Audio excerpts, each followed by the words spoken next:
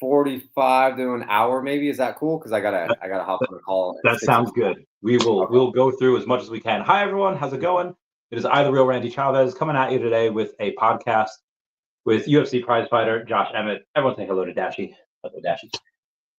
Thank you for being here with us today. I know you have a crazy busy schedule, and we'll get to the stuff that you're doing. We'll get to the stuff, but I did want to ask as a first question, just to kind of get super deep into it. Nietzsche said, "Battle not with monsters, lest you become a monster." And you have had your fair share of battles. So let me ask, are you a monster? I guess in the octagon, I guess you could say that. Yeah. It's my it's kind of funny because people that know me and have met me, they're like, I can't believe you fight. But once I get in there, my wife and I joke that it's like my alter ego. When I get in there and they lock the cage door, even she can see like when I flip the switch, and I'm like pacing back and forth. It's just a wild thing. She knows that. She's like, it's not the same me that you get outside of like the octagon when I'm not fighting. Because I can flip that switch, and I'm like, I don't know. I'm just very aware of like what I'm trying to accomplish, and just all the people, like my coaches, family, wife, friends, everyone that put in so much time just throughout my entire career, let alone each fight camp. I'm just going in there to do whatever it takes to get my hand raised, and I'm going in there with the mindset of literally protecting everyone behind me, as if this person was trying to hurt them. So I'm not going to let that happen. So I guess I could be a monster while I'm in there. So reminds me of, I assume you've seen Rocky 5. I assume you've seen all of them, but in one scene where Tommy the Machine Gun takes a little too crazy on the sparring, and Tommy says, "Well, my dad liked to kind of like abuse him when he was a kid," and he says, like, "Whenever I get in the ring, that's all I see." So do you go and you see like a childhood bully? Did something similar happen, or has your training kind of taken you beyond that, where it's just you see the person in front of you and that's it? Yeah, no, I'm kind of looking at the end goal, but it's my entire training camp is, for the most part, except my last fight, it got changed up on me on a 2-week notice, but I'm preparing for a certain individual. So we watch so much film on our opponents. We see all the tendencies that they do, things that we're hoping that we can capitalize on when they throw those same combinations, or maybe they're dropping their right hand when they throw their hook, or they're dropping their left hand when they throw their right hand.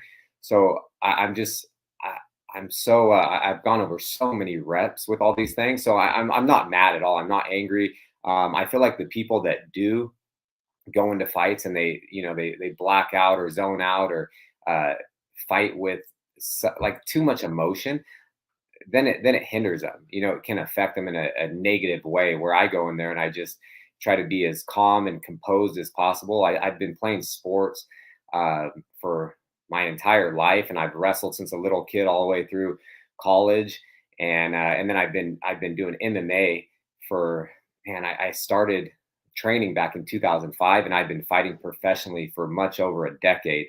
I just treat it as like a glorified sparring match. I treat it like a national wrestling tournament, just because I've been at the highest level, and the organization I used to fight for before the UFC was super professional. It was like a feeder league to the UFC and these other big promotions. So they did all the right things to kind of build us up, and we did press conferences. We did all these media obligations, and the production was great. So it kind of prepped me for the big stage, I guess you could say, because it's the same thing, whether I'm fighting in a small organization and there's only 5,000 to 8,000 people watching live, or there's a arena with 25,000 people and people around the world watching. When you get into a fight, I don't care, me personally, if it's if it's just me and one person, no one watching, or millions watching, just because you're so zoned in, and I'm just focused on that opponent at the moment. And it's a wild thing, but that's the only time, and I've said this before, it feels like I'm at peace when I'm fighting someone. And it sounds crazy, but it's like I'm not worried about all these other like all the stimuli that we go through on a daily basis. I'm not worried about the future. I'm not worried about the past. That's the only time I'm literally in the moment and in the present. I hear you. So when you said you watch a lot of film, did your last opponent, does he typically drop his left when he goes and throws like counterpunch? Because were you hoping for that overhand right the whole night, or is it you just saw the opportunity and it's like, okay, here it is? Yeah, it's yeah, he's predominantly he's like a world class grappler. You watch any of his fights and people that are world class strikers, he goes out there and he'll take them down. He'll just get in their face and he's like a wet blanket on top. Like he's so good at jujitsu, you cannot move the guy. So I was expecting him to come right out and wrestle and try to get me to the ground. Um, but for whatever reason he was like standing there and in the moment I thought it was really odd that he didn't shoot for a takedown. I was like, and he was trying to fight me southpaw. He's normally a conventional fighter, so I thought he was trying to like throw me off maybe. Yeah. But I was just getting his timing down, and he was a lot of times I can come over the top with if someone throws a lazy jab, I can come over the top with that overhand right, and or kind of split. He was southpaw, so he threw yeah, he threw like a straight left, and I just came over the top. It's like that's like my money maker, man. Yeah. I don't. People say like all I have is the overhand right. It's like whether I'm fighting you for 15 or 25 minutes, I promise you I'll land it. Yeah. I I saw, I think it was with Kid Rock. I think you shared it, Joe Rogan talking about you recently, saying that you're probably one of the hardest, if not hardest puncher in your division. Do you think you'd agree with that, or have you felt someone else's punch and it's like, oh God, no, that feels harder? Yeah, no, I would have to agree with them. I hold some records in like the history of my featherweight division for most knockdowns. You ask any of my training partners in the gym, like you're like, who hits the hardest on the team, and the majority of them will say me. But I think it's just something that from playing sports and starting out tumbling at a young age to wrestling and doing everything. I feel like it's just something that I kind of grew up with. And then of course I give a lot of success to my friend and boxing coach Joey Rodriguez. We've been rocking together for such a long time, and we have the best chemistry together. And yeah, we continue to evolve and get better, just like anything. And I'm always learning. So yeah, I would definitely agree with Kid Rock and Joe Rogan. So you made, I don't know how much you were paying attention to really socials at all beforehand, but you made Tammy Hanna, Mr. MCO. You made a lot of the Veve fam a lot of money because they bet on you. And then as soon as they hit, they're like, yeah. That's Did awesome. you celebrate with them? Did they buy a couple drinks in Auxerre over in Paris? Yeah, no, like I got to meet a lot of people for the first time in person, and that was awesome. But no, I didn't. No drinking, just because I actually went down to I went out of the country and did a stem cell procedure. So with Oh, that, it was like no drinking for 90 days. No doing a lot of things. And so I'm just kind of following that protocol to the T. So well, I'll have to join them on the next one for sure. we'll do that. What was that for? Was that for like an injury? Was that for like preventative care? Yeah, just kind of preventative. I've been dealing with some things for a few years that I just want to get right. So just went down there. Hopefully things I feel it. feel a little better here in the coming future, and I can get back to how I was feeling years ago. What is the Well, I guess we can go down that rabbit hole. Obviously, anytime after like 26, it's harder to recover. It's harder to go and sleep on your pillow the wrong way. It's a little hard to turn your neck. But have you heard of not blood doping? I'm not sure what it's called. Where I guess it is blood doping, where like older people will go and they'll take the blood and they'll blood dope with like younger people's blood, and then it'll not reverse the aging, but it'll make them act younger. Oh yeah, no, I don't know like the exact benefits, but I know exactly like what it is. Yeah. But yeah, I can't do any of that stuff. We're in the or it was USADA, it was the United States Anti-Doping Association. So I have to give them my whereabouts every quarter. So they know exactly where I am. Like, even if, like when I went to, I went to Paris and then Auxerre, and then we went to Switzerland. I have to put in the address where I am. I have to put in like even my hotel, everything. Just because at home they can randomly show up. And typically, when they come to my house, it's like I hear like a loud pounding on the door at 6 a.m. The first time it would like kind of freak me out, but then I'm so aware of it. I'm like, damn it, it's USADA. It would suck if I had just gone to the bathroom and then I lay back down and then the doorbell rings or they pound on the door. Then they're just kind of hanging out with me for a few hours till I have to go again. If it's one person, it's just urine sample. And then if it's two people, it's obviously urine and blood because they brought a phlebotomist. So there's I can't do I can't do a lot, and I don't take anything that's not third party tested, like as far as supplements, and I'm talking like multivitamins, like anything like that, because I am so nervous of even tainted supplements, even if it's not like a PED. If you buy something in the factory, it could have something that's on the ban list for USADA, and then you could pop, and then everyone just speculates, or they think something like, oh, I know that guy was doing that. So yeah, I don't play around with anything that's not like trusted sport certified, just because our careers they're on the line, and people have popped for tainted supplements. And then there's people that are obviously doing things that are wrong. So yeah, there's definitely. I'm nervous just taking multivitamins. So yeah, I feel you. The reason I brought it up because there's one of the CEOs or one of the executives of PayPal. They found this study. I think it was done by Dr. Rhonda Patrick, where they took young mice or young rats and they took their blood and they injected that into older rats. And the older rats started acting younger. They were healthier. So the CEO, or one of the CEOs of PayPal from back in the day, has this farm of 18-year-olds where he's just taking their blood and injecting it into him. And I mean, he's paying, I'm guessing, hundreds of thousands, if not millions of dollars to do it. So it's got to have some type of benefit.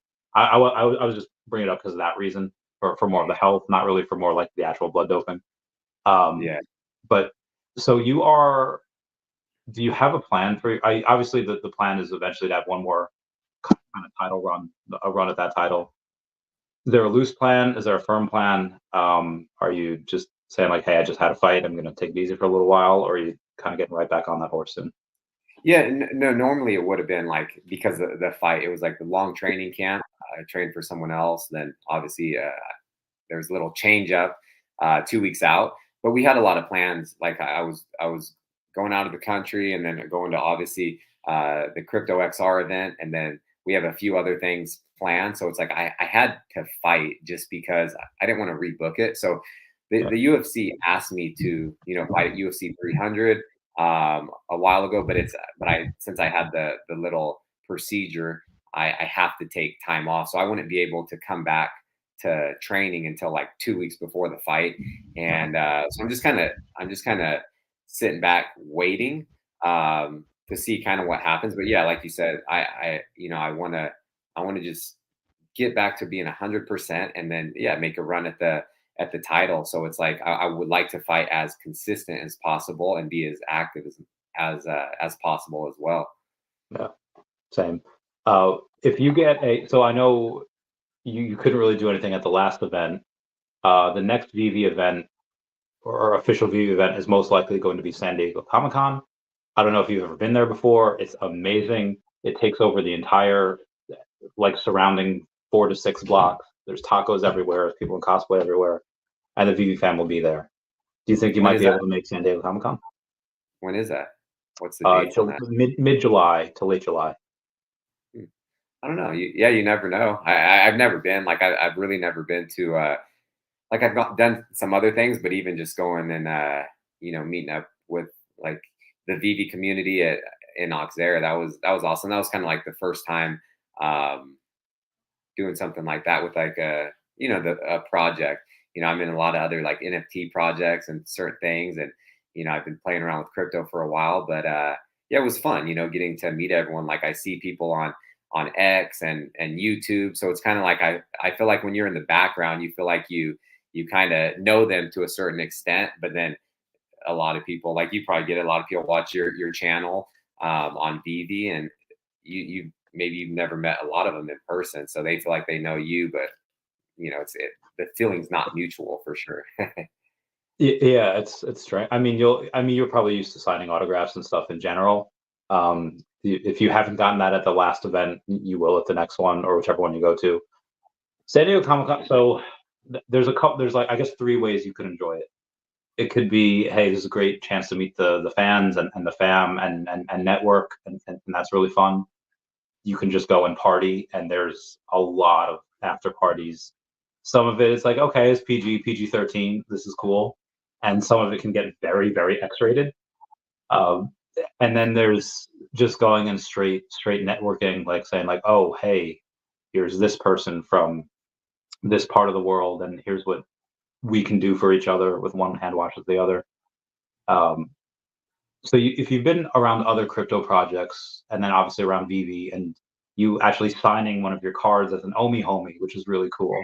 I think Yeah. that's on eBay now for like $1,000. If OMI goes up and that stays there, OMI will go up a little bit next week. I'll probably get that. But what are some other projects that you're in that you've paid attention to, and how do they compare to Veve? Yeah, I feel like you know, yes, it is different. Like, so going back to like NFTs and stuff like that, projects in that nature. I've in 2021, I was getting into a lot of NFTs when that's when it became kind of mainstream, or not even mainstream, but it was just super popular because of the bull Yeah. run. So everyone was just throwing darts and at certain projects, and they would 5-10x or their money. But I learned a lot because I was like buying into some projects, and I got I got rugged on a handful. I lost a lot of money, but I learned from them. So then I kind of realized that the community is everything. So then I was just more tailored towards like founders that have a good resume and a good track record. So I was going big on like V Friends, Gary. Like I'm managed by Vayner Sports as well. So Oh, uh, that's cool. yeah, so V Friends, the V Friends one, series one, the V2s, AJ, Gary's brother, the Vayner Sports Pass, and then Elio Trades, another one that I'm like a big believer in is imposters, and they have a superverse token that's going to be like intertwined into the game, and there's also like Neo Tokyo. I don't have an S1, but I have a S2, Alex Becker's project as well. And just seeing like what they've done in the past, they're so knowledgeable about the space with crypto and NFTs. Um, and those communities are insane. So V Friends, VSP, Neo Tokyo, Imposters. So I just kind of and Veve, of course, and Akomi. So that's when I just I just kind of looked at the founders' track records, and I just kind of, believe, and I believe in them myself. So I just went a little bigger on some of those, and yeah, just kind of like VCs, just kind of spread your money everywhere, not everywhere, but in a lot of different projects, and then hopefully a few of them hit. Agreed. It's obviously a lot safer to diversify. Um, so I diversified a little bit more into Veve this last year in 2023. Became a master collector. Have a lot of really awesome things. I have two gold and silver Veve logos. I know you have one of those. We have somebody, I can't find the comment, forget where it was. They were asking what your favorite collectible was, and then why is it the gold and silver Veve logo? Yeah, right. That's what I was gonna say. It's probably yeah. I'd Yeah, say it's got to be, man. It's tough because there are a lot of I don't know. There's so many like neat collectibles, but I'll probably say just like some of I have a lot of the Grail collectibles, except the Miles Morales one, the SR, of course. But yeah, other than that, I have most of them. I do like the gold and silver Veve logo just because of the access you get with the Telegram group. Like what Sanjay's doing is awesome. And I've heard about his parties and stuff like that. I got to meet him in Auxerre, and he's a amazing person and just such a brilliant guy. And that goes hand in hand with everybody. You know, I met so many people out there that, yeah, just built more of a friendship and a relationship, and just couldn't look.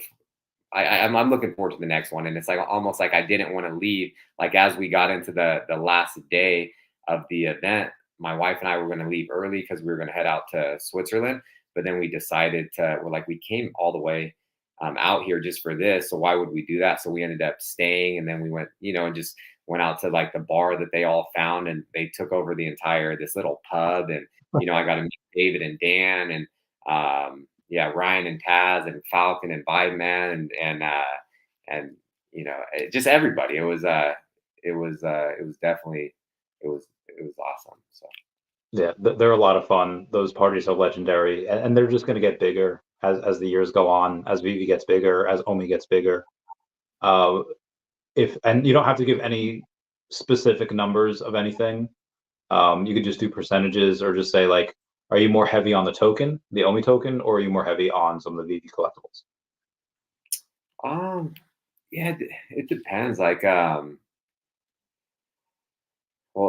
like right now, I'd say more so on the collectibles, just given the fact that the first time I got into OMI, the first million I bought was like 0008. So if you go back a few years or something like that, then I was much more heavy into the OMI side. But I think just with the values, it's probably pretty even. I'd say a little heavier on the collectibles, but once the price of OMI hopefully goes up in this coming run, then that I feel like that's going to outweigh the collectibles.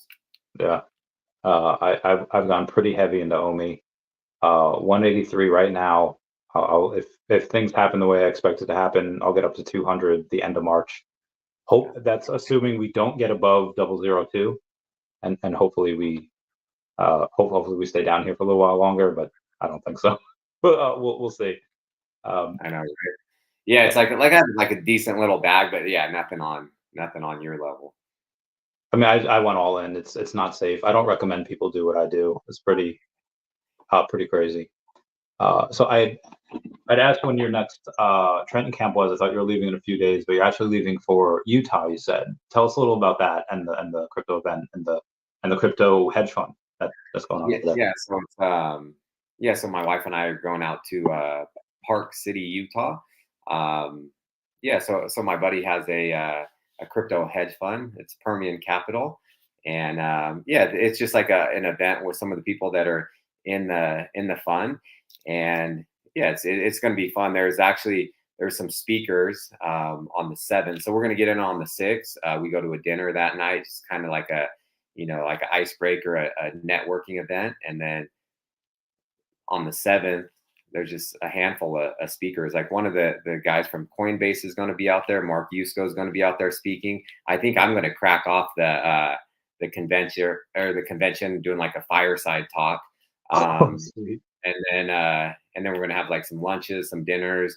Some people are going to break off into like a breakout session and go skiing, and then the other group of us are going to go snowmobiling, and then yeah, the 8th kind of just a small just kind of say our goodbyes, and then I think my wife and I are going to hang out for a little while, and then come back the next day. Cool.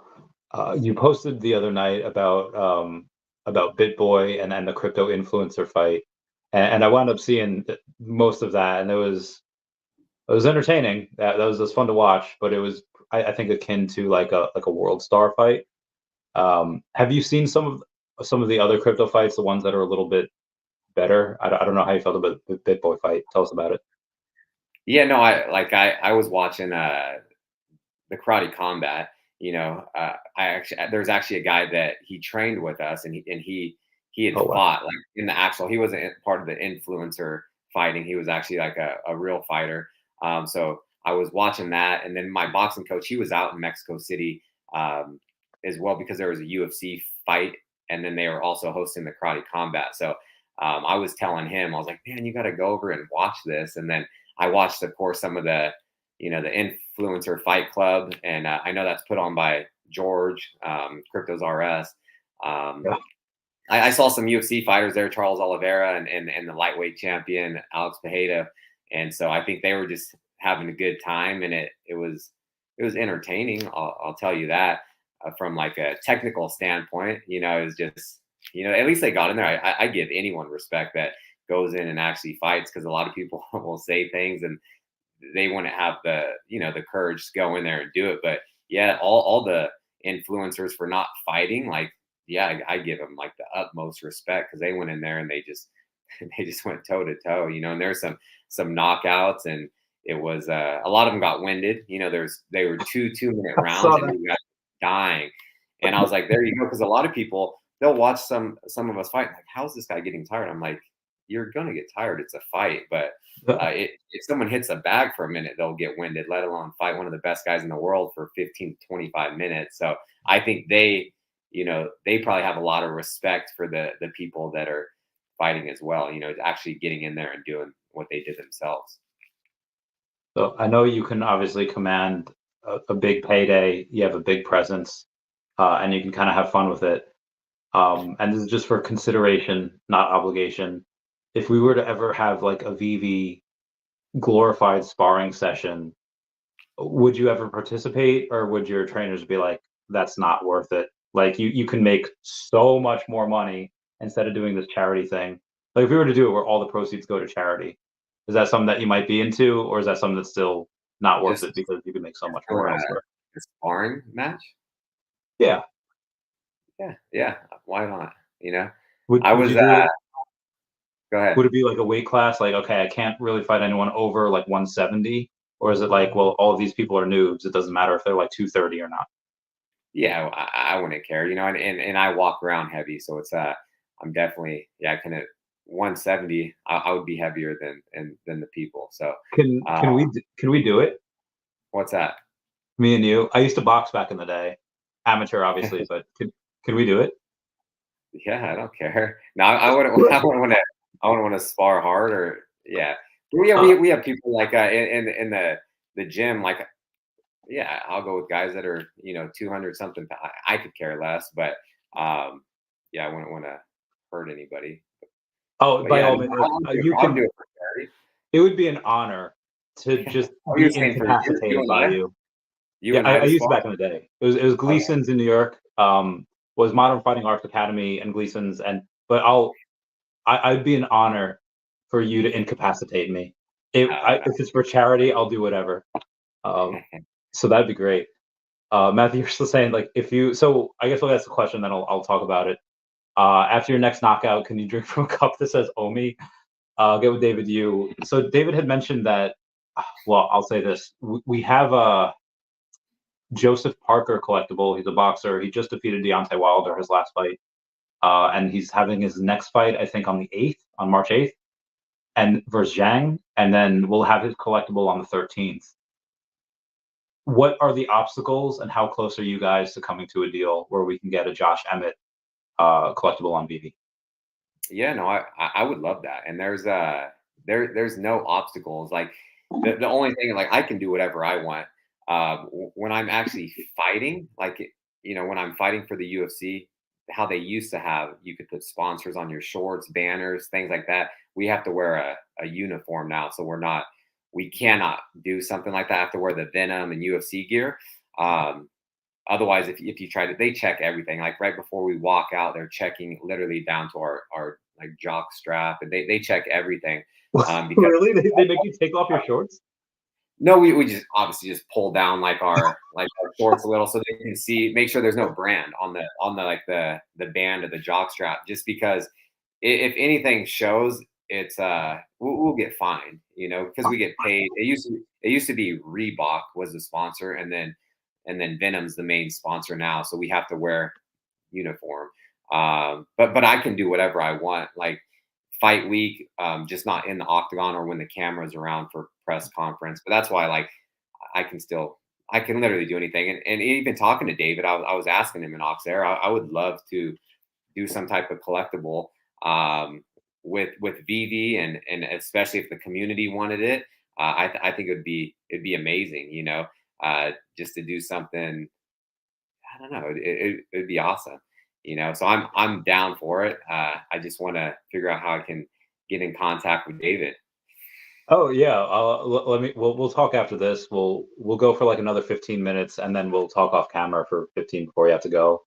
I guess a bunch of people would love to get battered by you for. I don't know if Taz is talking physically or intimately. Well, we'll see. Taz is awesome. I met him and Ryan down in Auxerre, and Okay, he's a cool. good. I know I'll get. I guess that it's an honor to get knocked out by him. Or Nah, how would you do it? Would you be kind and just make me like lose oxygen and rear naked choke me? How would you do it? I would let you do whatever you can. You can hit me in the face, and I'll just go body shots on you. So I have really weak legs. If I accidentally like I weigh like 205. I was supposed to gain like 12, 15 pounds for a movie, and I wound up gaining like 30 pounds. So I'm a fat boy. I'm a fat boy right now. But yeah, just take me out of the legs, choke me, and you're fine. We just go boxing, no MMA, just boxing. I'll hit you in the body. You can hit me in the head. Don't want to do that, but yeah, that'll be fun. On the event, so there's some of you on UFC Strike already, right? Yeah. So I have I think I just have one moment on there, UFC Strike. I know I also have so that's on the Flow blockchain. Yeah, have a bunch I of have fun. some type of NFT. It was through Vayner Sports Pass. I did this like Q&A for the community, and then one of the, I forget the guy's name, I'm going blank right now, but he's like a pretty popular artist, and he created a pretty cool like cartoon kind of NFT of myself, and it's on. I think you can find it on like OpenSea and things like that. But Oh, sweet. the collectible would be, it would be fun. I've always said that, like when I got into Veve, I was like, oh, it'd be awesome to get a digital collectible on Veve one day, and here we are 2 years later. It's maybe it's a possibility. Yeah, I think it can be. I think I mean, I'll push to get it done. Because when me and David were talking, he's like, "Yeah, we've talked." He Mm-hmm. wants to see how the Joseph Parker one goes, so we're gonna have to get our boys to go and buy that. And be like, okay, then we'll do Josh. I'll do And that. that's what I think. I think even with maybe even just like the community, I don't know if Joseph Parker is he must be into Veve or whatnot, or is David and Dan just kind of helping Well, him? I wonder how that's he's from because New I can get a Zealand. lot of people to buy it too. Because even just being in a bunch of different communities, like I know I'd promote it. A lot of people. I think it would sell out. Yeah, so it's going to be golden boxing gloves. We don't know how many. We don't know what the price. You're on Flow. I have a bunch of, well, not a bunch. I have like maybe 8 or 9 thousand worth of Flow. I'm in charge of like a big fund, and we buy stuff that isn't OMI because the owner already has like 300 million. But we buy other stuff, and one of the things is Flow because if Veve is like the New York Comic Con, for nerds, Flow is like sports game. With the NFL all day, NBA Top Shots, and then obviously UFC Strike. So yeah, I probably should go and buy a bunch of your stuff. Just because obviously it's better to buy you now before you're champion as opposed to buying when your stuff rockets because you're champion. Um, we'll get we'll get an update on the Joseph Parker stuff. I think next week because the stuff's coming on the 13th, so we'll probably get it Yeah, like around the 6th or I 7th. plan on getting one of those. I think they're pretty cool. The golden boxing gloves. So I'm definitely going to get one. Yeah, same. So I'll tell you a little bit now on camera, and then we'll go off later off camera. Um, we have a really big.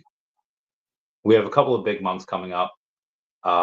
If you are not, and I want to say this publicly because I don't want to be accused of financial like malfeasance, where you're just keeping this for your friends and your wells. Like, there's a lot of people that are going to go in pretty hard next week, and then a lot harder in late March. Um, With OMI or with OMI. I mean, okay. they already have gold logos. They're already like master collectors. One guy's like level like 98. It's pretty insane. Yeah, I'm a measly level like 56. For for you, are you a certain level? Are you do you care about the level, or you're just like I don't care about MCP I points and don't I'll care. just buy Like the stuff? I'm 53, so but I'm a master collector. But it's I think just later on I started to get, I don't know, for a little while I was like, I swear my points are messed up because I saw a lot of people that came in after me and they were at a much higher level. But I think maybe it's just the stuff I was buying later on. So maybe I just wasn't accumulating those points.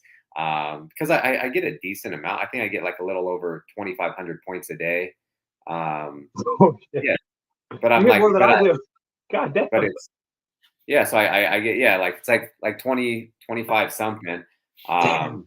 but yeah, and that's why I was like, I swear I should be a higher level, but at the end of the day, Wait, how many I'm collectibles do you have? I I think I have like close to 500 comics and like 700 collectibles. So you have Um, to have a ton of sets, though. yeah, I have like almost 150 sets. Okay, that's why. I only have like 95.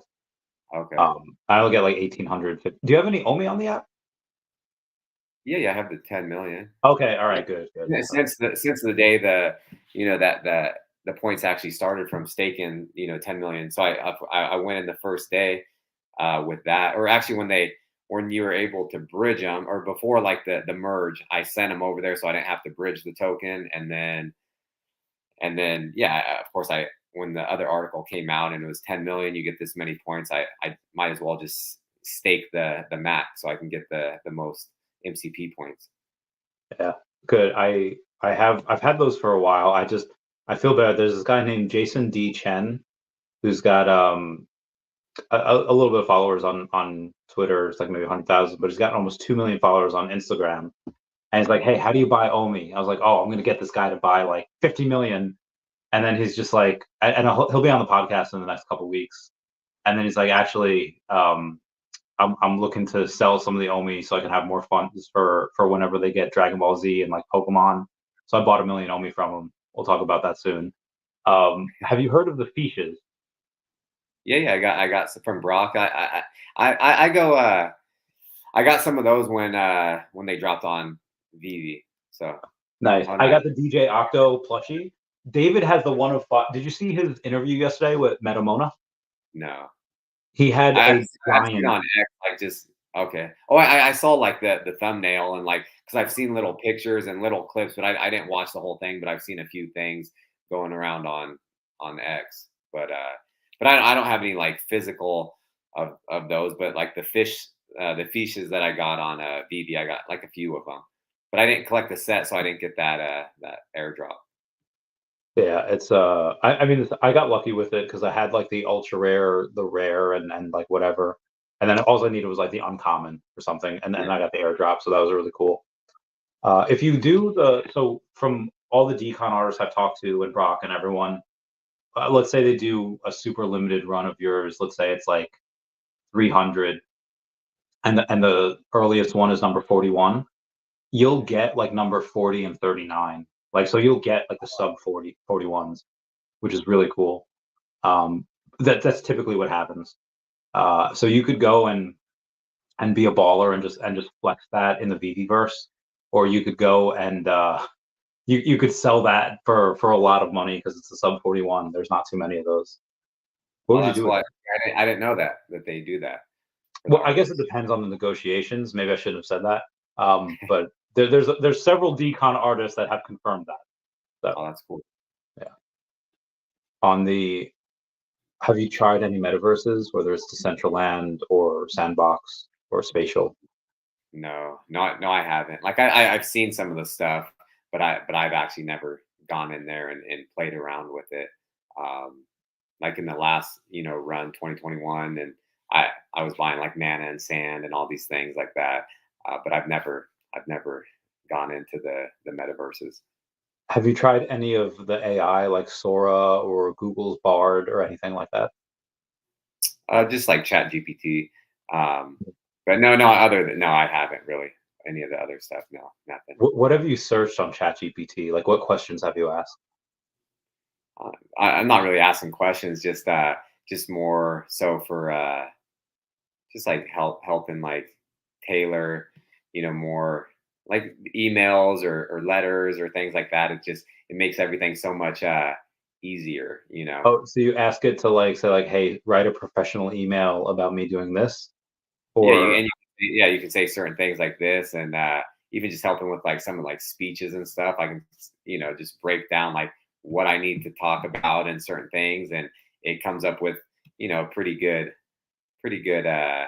speech. And then I just obviously I can kind of play around with it, use it as like a just a template, and then add and take things out and just kind of tailor it towards what myself. So it's super legit. that's great. Uh, when you go and you use that, do you feel like any type of Terminator, like Skynet type feels, or is it just a useful tool to you and there's no worry? I don't know. I think it's I think of it more as just a tool, but who knows? Who knows what it turns into, right? Ask me that in a few years. I do have a little bit of a worry of that, yes. Yeah, Um, that's the smarter but it maybe, gets, the more advanced. It is kind of scary, but who knows? yeah, A lot of things are. agreed. Have both tanks should look great. Yeah, the tanks will look great. ChatGPT has an app. It does.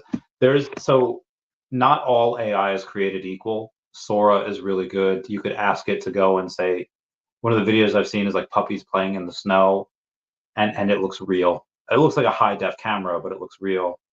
But if you go to Google's Bard and you ask it to like show you the founding fathers of America, none of them are white. They're like Indian, black, and Asian, and it's wild. Uh, when you go and you take a look at, from your investing standpoint, what do you look for when investing into a company? Do you just look at the CEO? Do you look at revenue? Do you look at the potential of the narrative change? Where do you go and stand on that? Yeah, I would say all of the above.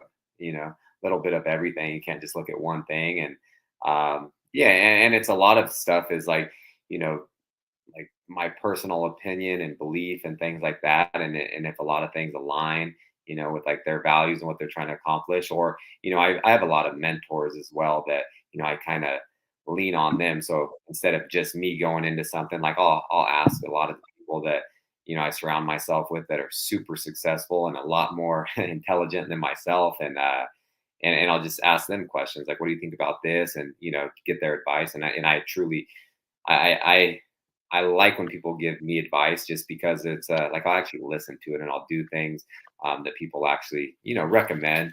Um, yeah, instead of just like letting it blow over my head and things like that. So that's kind I of feel my take on it. okay. I have so. Thank you for this. We'll obviously talk off camera in a second after we end. Is there anything you want to go and talk about before we end it publicly and we go private chat? No, I was saying, well, I actually did just start a YouTube channel like a few months ago. So if everyone wants to go subscribe to my channel, we're gonna try to do like multiple things. It's actually it's that same handle right there, just the at Josh Emmett UFC. So if people go to my channel, subscribe, I would appreciate it. And then all my like Instagram and X and all my stuff is that same handle. I mainly go on Instagram a lot, but it goes to all my posts. Yeah, so that's my YouTube channel, and I'm trying to do a lot of different things. With I'm a big foodie, so we're gonna try to do some like food episodes. I'm gonna do like traveling. Of course, when I'm in camp, I'm gonna do like some fight vlogs. People like to see the behind the scenes things.